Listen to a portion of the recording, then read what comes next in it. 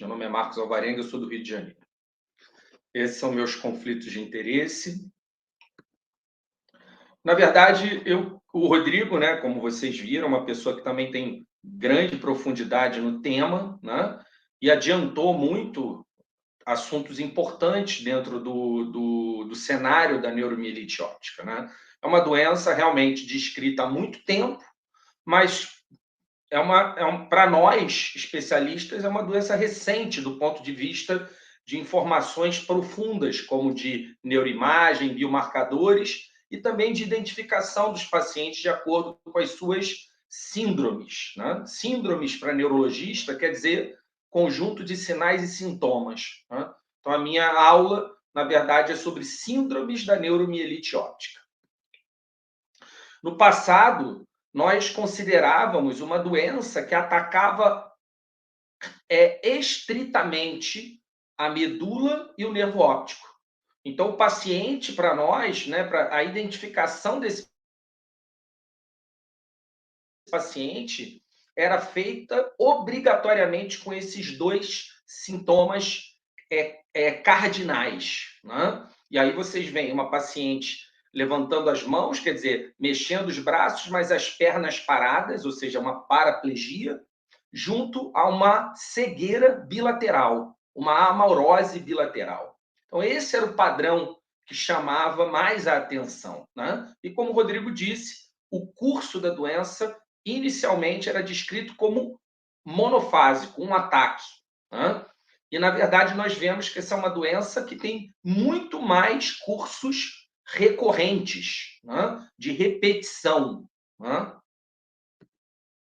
O que mudou a vida, né, do especialista diante dessa doença, sem dúvida alguma, foi a identificação, em 2004, por uma neurologista chamada Wanda Lennon, que o Rodrigo se chamou a atenção, da equipe da Clínica Maio, e isso fez nós termos um biomarcador, um exame de sangue que pudesse guiar o diagnóstico melhor dessa doença. O que também mudou muito foi que nós começamos a observar que não só lesões na medula e no nervo óptico surgiam ao longo do tempo. Então, aqueles fenômenos básicos de neurite óptica e mielite transversa tiveram, né, somaram-se outros fenômenos neurológicos, né, outros sintomas neurológicos, para que nós possamos também ficar atentos e podermos, então, juntar as peças desse quebra-cabeça, né, e dar, finalmente, uma conclusão diagnóstica nesse sentido. Então, a evolução da medicina, nós tivemos a oportunidade de viver dentro da neuromielite óptica.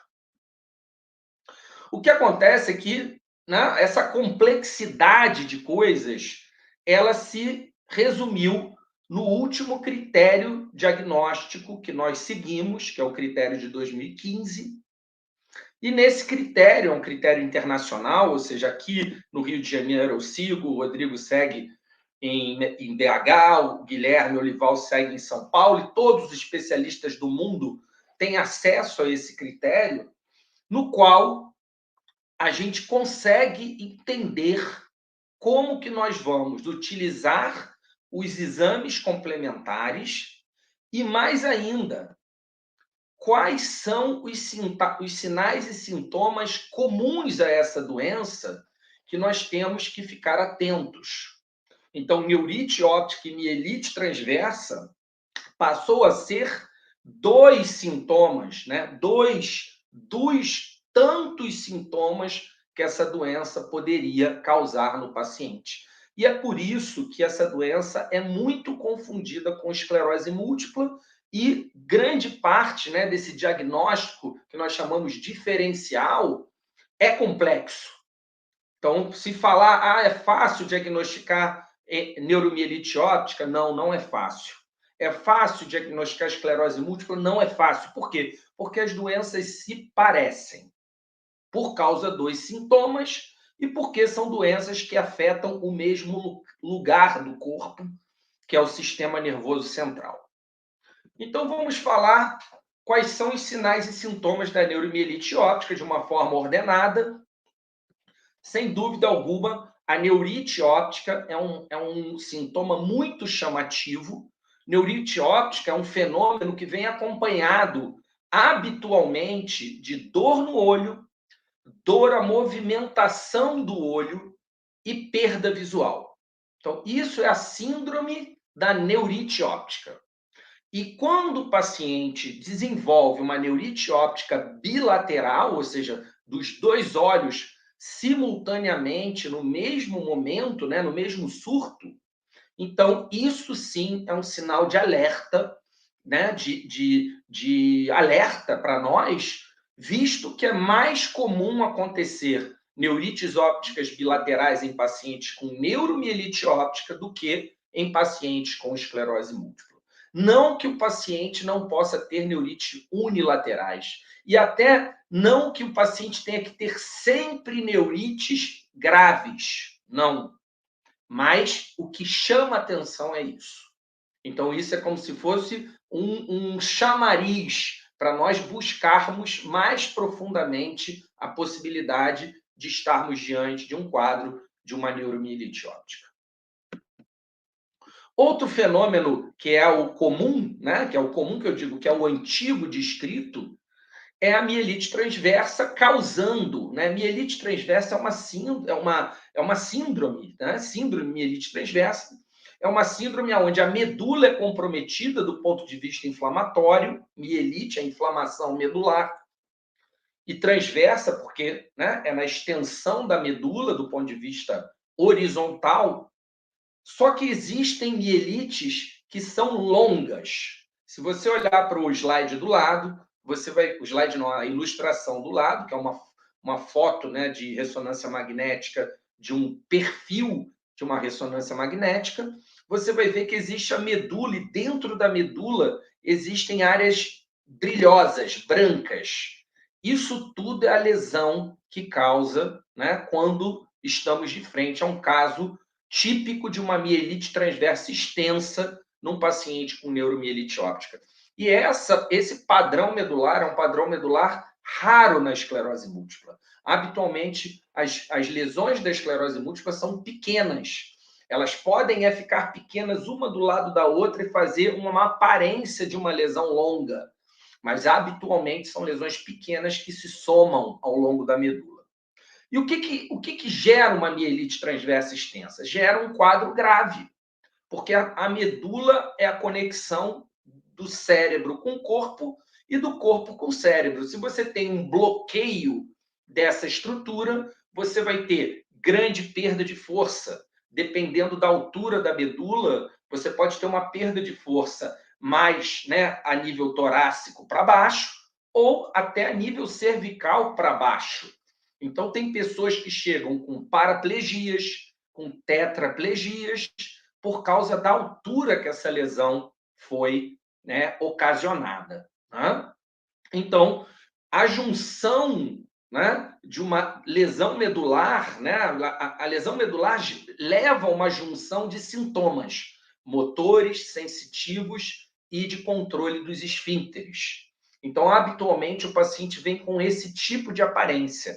Um paciente que perde a força das pernas, perde o controle da urina e fica com as pernas com pouca sensibilidade, ou com nenhuma sensibilidade, ou com alguma dor, alguma queimação, né? Fenômenos de origem sensitiva. Né?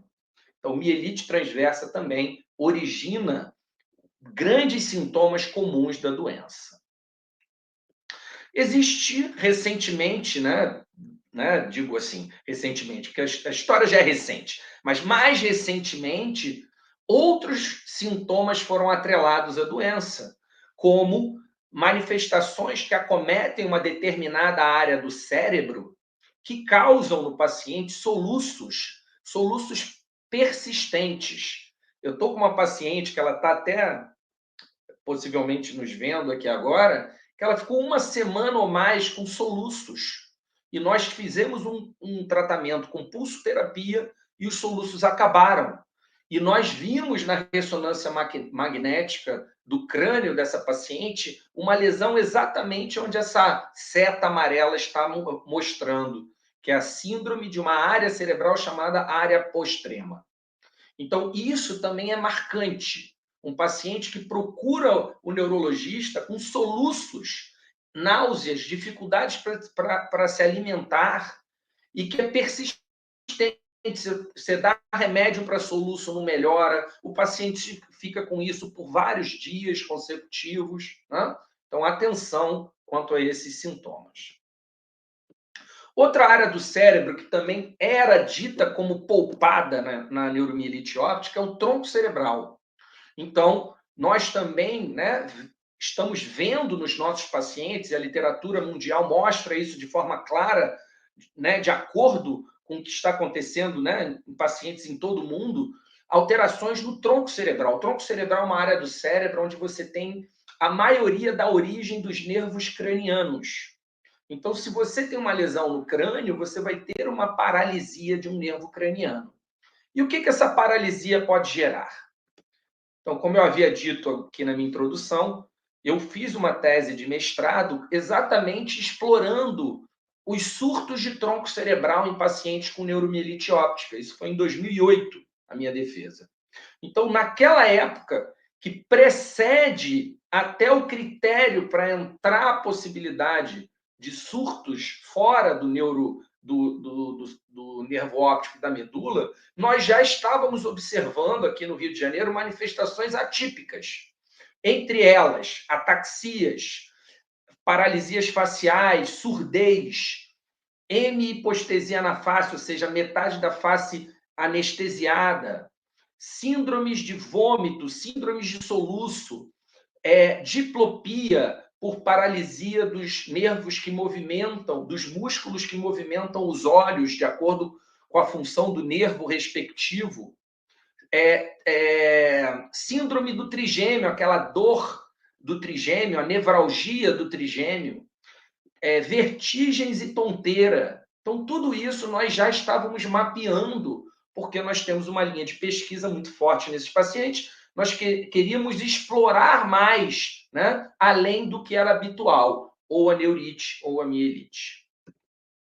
O que mais que se chama atenção também nesses pacientes? Um quadro de narcolepsia. Eu, pessoalmente, nunca vi nenhum, tá? Mas é descrito pacientes com neuromielite óptica tendo lesões em locais específicos do cérebro, como o hipocampo, por exemplo, e isso gerar no paciente um quadro, que é um distúrbio do sono, que se chama narcolepsia. Paciente que apaga de maneira súbita, como se ele estivesse tendo um sono agudo, né? E isso pode se repetir ao longo de várias vezes no mesmo dia. E, por fim, as manifestações também antes questionadas, que eram manifestações voltadas ao cérebro. Então, o paciente, para ter neuromielite óptica no passado, o cérebro tinha que estar limpo. Hoje em dia, não. Hoje em dia, nós vemos lesões no cérebro, às vezes até parecidas com esclerose múltipla, mas lesões pontuais, mas também lesões como essa que estão aí na foto ao lado, lesões extensas, parecendo até tumores, aonde, na verdade, é um processo inflamatório severo dentro de um ambiente cerebral e não mais focado nas áreas anteriormente valorizadas. Então, concluindo, senhores, pacientes e afins, a questão é que nós estamos diante de uma doença que ela se confunde com outra doença que é rara, que é a esclerose múltipla. Então, realmente, a questão da conscientização, da elaboração de palestras, de divulgação pela internet, de conversa com os pacientes, faz com que mais gente seja impactado e conheça esse tipo de problema. E, claro, que a medicina voa. Como o Rodrigo disse, nós temos mais 3 tratamentos aprovados depois de não sei quantos anos sem drogas, né? Desde que foi considerada uma doença imunológica, inflamatória, drogas foram utilizadas de maneira de experiências. Hoje nós temos drogas com ensaios clínicos, com comprovação de controle, com um braço tratado e um braço que veio de outro tratamento, ou que se compara a alguma outra coisa. Então, realmente, nós estamos vivendo uma época de luz dentro dessa doença rara, que é a neuromielite óptica. Ano passado, nós tivemos o evento aqui no Rio de Janeiro, que foi o Março Verde, Iluminando Cristo, e eu trago aqui para vocês lembrarem desse momento especial que eu participei junto com a Associação de NMO do Brasil.